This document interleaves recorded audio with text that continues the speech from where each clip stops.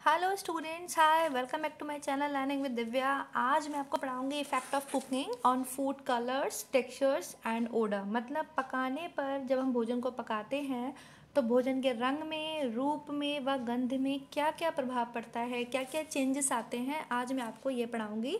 तो वीडियो को स्टार्ट कर लेते हैं। स्टार्ट करने से पहले अगर आपने मेरे चैनल को सब्सक्राइब नहीं किया है तो प्लीज़ सब्सक्राइब कर दीजिए। आपको रेड कलर का एक बटन दिख रहा होगा, उसे प्रेस कर दीजिए, और बेल आइकन का बटन होगा उसे भी प्रेस कर दीजिएगा, ठीक है। Thank you so much students, आप लोग बहुत अच्छे से पढ़ रहे हैं, अच्छे से कमेंट्स कर रहे हैं, अच्छा लगता है मुझे ये देखकर। तो ये टॉपिक भी मेरे जितने भी टीजीटी, पीजीटी, नेट, जेआरएफ, इसके अलावा जो भी मेरे पास राजस्थान के स्टूडेंट्स हैं, ऐड हुए हैं, जो फर्स्ट ग्रेड का एग्ज़ाम है उनका, वो भी इससे तैयारी करें, उनके लिए भी बहुत इफ़ेक्टिव है ये। बहुत ही ध्यान से पढ़ना है, बहुत ध्यान से समझना है इस टॉपिक को, ठीक है।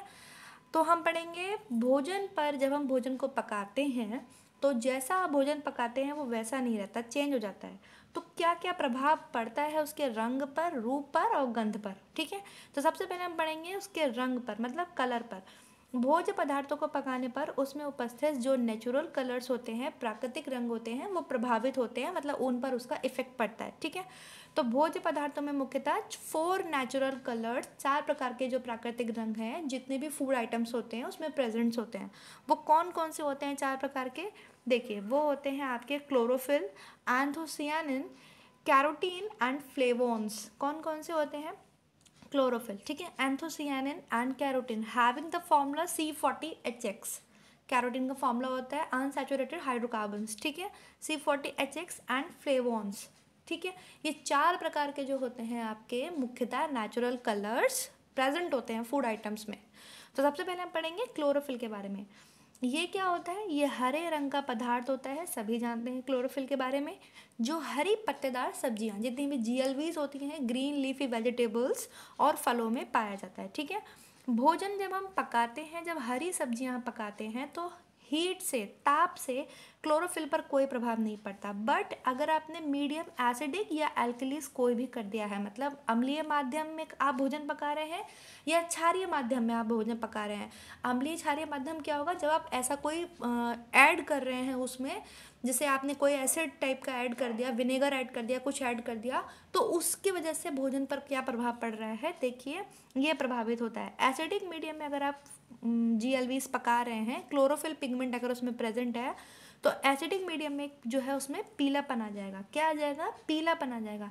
लेकिन बेसिक मीडियम में, मतलब एल्कलीज, क्षारीय माध्यम में जो है, इसका जो हरा रंग होता है वो और भी उभर कर बाहर आता है, ठीक है। आपको बात समझ में आई जो मैं समझाना चाह रही हूँ? हम यहाँ पर भोजन, जब भोजन कुछ भी भोजन हो सकता है, यहाँ पर हम सब्जियों की बात कर रहे हैं जिसमें GLVs की बात कर रहे हैं, जिसमें क्लोरोफिल पिगमेंट पाया जाता है, ठीक है। हरे रंग की पत्तेदार फल, सब्जियाँ, ओके। तो यहाँ पर ये बता रहे हैं कि जब इसको पकाते हैं तो अगर हीट से नॉर्मल आप पका रहे हैं तो कोई प्रभाव नहीं पड़ता है। लेकिन अगर आपने उसमें पकाने के लिए कोई भी मीडियम यूज़ कर लिया, अम्लीय माध्यम यूज़ कर लिया, क्षारीय माध्यम यूज़ कर लिया है, तो उसका क्या प्रभाव पड़ता है? तो अम्लीय माध्यम से जो होते हैं, क्लोरोफिल जिसमें प्रेजेंट होता है, वो पीले हो जाते हैं भोज्य पदार्थ। लेकिन बेसिक माध्यम में ऐसे हाँ सॉरी, एल्कलीज माध्यम में उनका क्या होता है? वो और भी ज़्यादा उभर कर आते हैं, उनका जो हरापन होता है वो और ज़्यादा उभर जाता है। बात समझ में आ गई आपको? आई होप आपको समझ में आ गया होगा, ठीक है। ये बात हो गई क्लोरोफिल की। सेकेंड जो नेचुरल कलर्स पाया जाता है फूड आइटम्स में, वो आपके होता है एंथोसाइनिन या एंथोसियानिन, ठीक है। तो एंथोसियानिन क्या होता है? ये लाल रंग का, जामुनी रंग का पदार्थ होता है जो कि फूड आइटम्स में पाया जाता है, ठीक है। ये मुख्यतः चुकंदर, जामुन व काली गाजर में पाया जाता है। ताप से इस पर कोई प्रभाव नहीं पड़ता, लेकिन एसिडिक मीडियम में ये हल्के लाल रंग का हो जाता है, और अगर आपका क्षारीय माध्यम है भोजन पकाने का तो ये कैसा हो जाता है? नीले रंग का हो जाता है, ठीक है। बात समझ में आ गई? जिन भी फूड आइटम्स में एंथोसियानिन प्रेजेंट होगा। नेक्स्ट बात कर लेते हैं हम कैरोटीन की। किसकी बात कर लेते हैं? कैरोटीन हैविंग द फॉर्मूला मैंने आपको ऊपर ही बता दिया है। यह पीले रंग का पदार्थ होता है, ठीक है, जो कि आपकी पीली नारंगी सब्जियों में पाया जाता है। हरी नहीं, पीली व नारंगी रंग की जितनी भी कलरफुल सब्जियां होती हैं, येलो एंड ऑरेंज कलर की फल व सब्जियां, उनमें कैरोटीन नामक पिगमेंट पाया जाता है।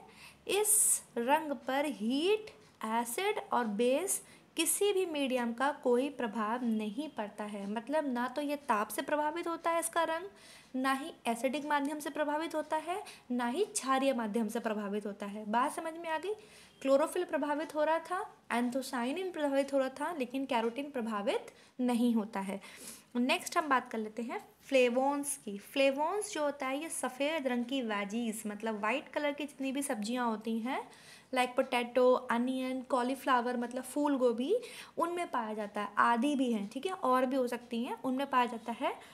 ताप व अम्लीय वातावरण से ये अप्रभावित रहता है, मतलब इफेक्ट ऑफ हीट इस पे नहीं पड़ता और एसिडिक इन्वायरमेंट का इसके ऊपर कोई इफेक्ट नहीं पड़ता, बट क्षारीय वातावरण में ये पीला रंग ग्रहण कर लेता है। मतलब जितनी भी वाइट कलर की वेजीज होंगी वो अगर आप अम्लीय माध्यम में पका रहे हैं, सॉरी क्षारीय माध्यम में पका रहे हैं, तो वो कैसी हो जाएंगी? पीले रंग की हो जाएंगी। अम्लीय माध्यम में पका रहे हैं तो कोई फ़र्क नहीं पड़ेगा, ताप में पका रहे हैं, केवल हीट से कुक कर रहे हैं, तो भी कोई फ़र्क नहीं पड़ेगा। आई होप इतना आपको समझ में आया होगा। ये यहाँ पर बात आती है रंग की, जो कि ख़त्म हो गया। अब हम बात करेंगे उसके टेक्सचर की, ठीक है, रूप की। टेक्सचर का मतलब आता है रूप, कि भोजन का रूप कैसा हो जाता है। तो देखिए, भोजन पकाने से जो सेल्यूलोज होता है वो आपके बिल्कुल मुलायम और नरम हो जाता है, जिनमें भी सेल्यूलोज फाइबर पाया जाता है। जब ये बहुत अधिक सुपाच्य हो जाता है, मतलब जब भी आप फूड पकाते हैं तो जो सेल्यूलोज होता है वो बहुत अधिक सुपाच्य, नरम, मुलायम हो जाता है। इसमें जो स्टार्च के कण होते हैं, सेल्यूलोज है इसका मतलब स्टार्च होगा, जो स्टार्च के कण होते हैं वो फूट जाते हैं, ठीक है। स्टार्च युक्त खाद्य पदार्थ में परिवर्तन आता है, भोजन बिल्कुल ढीला मैश्ड हो जाता है। ढीला मैश्ड मतलब एकदम गल जाएगा, बहुत ज़्यादा मैश हो जाएगा। जैसे आपके आलू, शकरकंदी, चावल व साबूदाना, इन सब में क्या पाया जाता है? बहुत ज़्यादा मात्रा में स्टार्च पाया जाता है। और जब हम इसे पकाते हैं तो क्या होते हैं? इसके स्टार्च के कण फूट जाते हैं, फैल जाते हैं, जिसकी वजह से जो है उसका टेक्सचर बिल्कुल बदल जाता है, पोटैटो का एकदम से गल जाता है, मैश हो जाता है, ठीक है। साबूदाना है, चावल है, शकरकंदी है, आलू एकदम बहुत ज़्यादा मैश हो जाते हैं। बट जो प्रोटीन युक्त पदार्थ होते हैं, जिनमें प्रोटीन पाया जाता है, उनका टेक्सचर कैसा हो जाता है? उनके अंदर की प्रोटीन कैसी हो जाती है? जम जाती है, कड़ी हो जाती है। जैसे अंडा, मांस और मछली। मांस, मछली, अंडा कैसे होते हैं? मांस, मछली कैसा होता है आपके? बिल्कुल लोथड़ जैसा होता है, एकदम बिल्कुल ढीला ढीला। लेकिन जब आप उसको पकाते हैं, जो लोग नॉन वेजिटेरियंस हैं वो जानते हैं, या आप देखते भी होंगे, तो वो कैसा हो जाएगा? एकदम कड़ा हो जाएगा, ठीक है ना। ये बात यहाँ पे आ जाती है टेक्सचर की, रूप की। नेक्स्ट हम बात कर लेते हैं स्टूडेंट्स ओडर की, मतलब गंध। अब जब हम भोज्य पदार्थ पकाते हैं तो उनकी गंध में भी परिवर्तन आता है। एक चीज़ और आपको बतानी है, जो चीनी होती है, शुगर होती है, आप उसको बहुत जब गर्म करते हैं, अधिकतर हम लोग कुछ भी पकाते हैं तो शुगर को गर्म करते हैं, शुगर को पकाते हैं, तो क्या होता है उसमें? आपकी जो शुगर होती है वो कैरामलाइज हो जाती है। कैरामलाइज मतलब पहले तो वो सुनहरी होती है, फिर कत्थई रंग की होती है, और फिर बहुत ज़्यादा गर्म करने पर जो होता है, चीनी को अगर आप बहुत ज़्यादा गर्म करते जा रहे हैं तो वो काली हो जाती है। तो ये जो प्रोसेस होती है वो कैरामलाइजेशन की होती है, ठीक है, इसलिए वो जो शुगर होती है वो कैरामलाइज हो जाती है। ये एक एक्सेप्शनल पॉइंट था जो कि मैंने आपको बता दिया है। अब बात करते हैं ओडर की। कुछ भोज्य पदार्थों में अवांछनीय गंध होती है, मतलब ऐसी स्मेल होती है जो हमें नहीं चाहिए होती है हमारे फूड आइटम्स में, वो पकाने पर ख़त्म हो जाती है। जैसे मछली की गंध बहुत गंदी होती है। जो लोग मछली पकड़ते हैं वहाँ पर अगर आप कभी गए हो, बहुत गंदा स्मेल आ रहा होता है, मच्छी बाज़ार में बहुत गंदा स्मेल आ रहा होता है, वो फूड खाते समय कोई बर्दाश्त नहीं कर सकता। तो जो भी भोज्य पदार्थ जब उन्हें पकाया जाता है तो वो मछली की गंध जो होती है वो ख़त्म हो जाती है, ठीक है। लेकिन कुछ भोज्य पदार्थ पकने पर अधिक सुगंधित हो जाते हैं। कुछ फूड आइटम्स ऐसे होते हैं जिन्हें पकाओ तो वो और ज़्यादा खुशबू देते हैं, अपनी सुगंध फैलाते हैं। भोजन की गंध जो है वो उसके कुकिंग मेथड पर डिपेंड करती है कि व्हाट मेथड यू यूज्ड, आपने कौन सा मेथड यूज़ कराया है फूड को पकाने पर।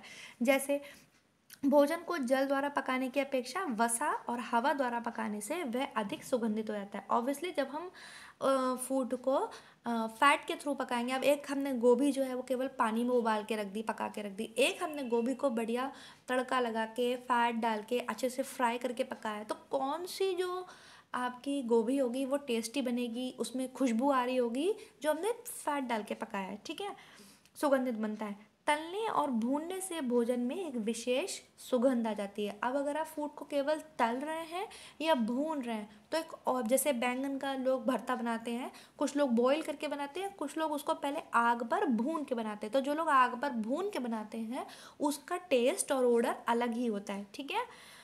जल द्वारा भोजन पकाने से भोजन के तत्व भी जल में आ जाते हैं, जिससे भोजन का जो रसा होता है, जो उसकी ग्रेवी होती है, वो और ज़्यादा अच्छी, स्वादिष्ट और रंगयुक्त हो जाती है। क्लियर है, बात समझ में आई? तो यहाँ पर कहने का मतलब ये है कि हम कौन सा मेथड यूज़ कर रहे हैं फूड को पकाने में। हमें ऐसे मेथड्स को यूज़ करना चाहिए जिससे कि फूड की न्यूट्रिटिव वैल्यू बनी रहे, उसके न्यूट्रिएंट्स भी ख़त्म ना हो, उसकी जो स्मेल है वो भी ख़त्म ना हो। इतना ज़्यादा हमें फूड को, बहुत ज़्यादा भी नहीं पकाना चाहिए फूड को, और ना ही बिल्कुल ही कच्चा खाना चाहिए फूड को, ठीक है। तो ये हमने बात करी है पकाने पर भोजन के रंग, रूप व गंध पर पड़ने वाला प्रभाव। आई होप आपको ये वीडियो समझ में आ गया होगा स्टूडेंट्स। नेक्स्ट वीडियो में मिलेंगे नेक्स्ट टॉपिक के साथ। वीडियो कैसा लगा है कमेंट करके बताना मत भूलिएगा, लाइक ज़रूर कीजिएगा, सब्सक्राइब ज़रूर कीजिएगा। Thank you so much.